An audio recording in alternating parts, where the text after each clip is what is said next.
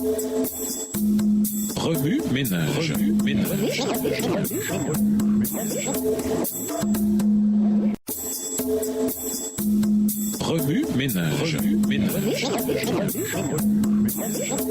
Bienvenue dans notre émission. Remue ménage. Nous voilà à la leçon de dimanche. Intériorisé. Suivez le modèle. Avant 1844, on croyait que le sanctuaire se trouvait sur la terre. William Miller avait identifié dans la Bible 7 sanctuaires possibles. Jésus, Judas, le ciel, le temple de Jérusalem dans son ensemble, le lieu très saint dans le temple de Jérusalem, la terre et les saints. Ils ont conclu que le seul qui aurait ostensiblement besoin d'être purifié était la terre. Malgré sa profonde déception en 1844, Miller ne perdit jamais l'espoir du retour imminent de Jésus. Ce croyant fervent jusqu'à son dernier souffle mourut en 1849. Au cours de ces dernières années, il perdit la vue et il ne fut plus à l'avant-garde des progrès doctrinaux continus. Cependant, il avait fidèlement rempli son rôle dans le mouvement adventiste. Bien que William Miller n'eût jamais pleinement accepté les enseignements sur le sanctuaire céleste et le sabbat, Ellen White écrivit que Dieu le ressusciterait lors de la seconde venue. Premier écrit, page 258. Voilà un excellent rappel que Dieu est patient et miséricordieux avec chacun d'entre nous et qu'il ne nous tient responsables que des vérités que nous comprenons. Au fur et à mesure que le mouvement se développait, Hébreux 8 et 9 devinrent fondamentaux pour la compréhension du sanctuaire et de Daniel 8, le verset 14. Hébreux 9 révèle l'existence de 2 sanctuaires, un sur la terre au verset 1 et 2 et l'autre dans les cieux au verset 11. Hébreux 8, le verset 2 montre que Jésus est un ministre dans le véritable sanctuaire qui a été dressé par le Seigneur et non par un homme. Hébreux 8, les versets 4 et 5 révèlent que le ministère des prêtres dans le sanctuaire terrestre révèle le ministère de notre grand prêtre dans le sanctuaire céleste. Le lien entre le sanctuaire céleste et le sanctuaire terrestre est fascinant. Le sanctuaire terrestre est le miroir de son homologue céleste et nous éclaire sur ce qui s'y passe. Le sanctuaire terrestre avait 2 types de services, le service quotidien et le service annuel. Hébreux 9, les versets 6 et 7. Les prêtres entraient chaque jour dans le lieu saint avec le sang des différents sacrifices. Une fois par an, au jour des expiations, un jour de purification du temple et d'expiation des péchés de toute la nation, verset 7, le grand prêtre entrait dans le lieu très saint. Lui seul y était autorisé. En tant que grand prêtre, Jésus est entré dans le lieu très saint du sanctuaire céleste avec son propre sang pour couvrir les péchés du monde une fois pour toutes, verset 12. Les références au sanctuaire céleste dans le Nouveau Testament renvoient au service du sanctuaire terrestre, ce qui nous permet de mieux comprendre le ministère de Jésus en tant que grand prêtre dans le ciel. Cela aurait été un privilège extraordinaire d'être au nombre des pionniers qui ont compris ce qui s'était réellement passé le 22 octobre 1844. Alors que les croyants essayaient sincèrement de comprendre leurs erreurs et de faire face à leur amère déception, Dieu les conduisit à une compréhension plus large, plus profonde et plus complète de l'Évangile et de la Bible, comme il le fera pour nous si nous nous tournons vers sa parole avec la même attitude de dépendance et d'assiduité. Remue ménage, revenez à votre texte écrit et étudiez le passage. Encerclez les mots ou expressions ou idées répétées. Soulignez les mots, expressions qui sont importants et qui signifient quelque chose pour vous. Reliez par une flèche les mots expressions aux autres mots expressions associés au connexe. Quels éclairages particuliers vos notes semblent-elles indiquer dans l'ensemble? Mémorisez votre verset préféré tiré de Hébreux 9, les versets 1 à 15. Écrivez-le plusieurs fois pour vous le rappeler plus facilement. Comment les chapitres 8 et 9 de l'Épître aux Hébreux démontrent-ils que Jésus exerce son ministère dans un sanctuaire céleste? Qu'apprenons-nous sur Dieu en voyant sa miséricorde envers les personnes qui découvrent lentement les enseignements bibliques? Au revoir. Et à demain si Dieu veut.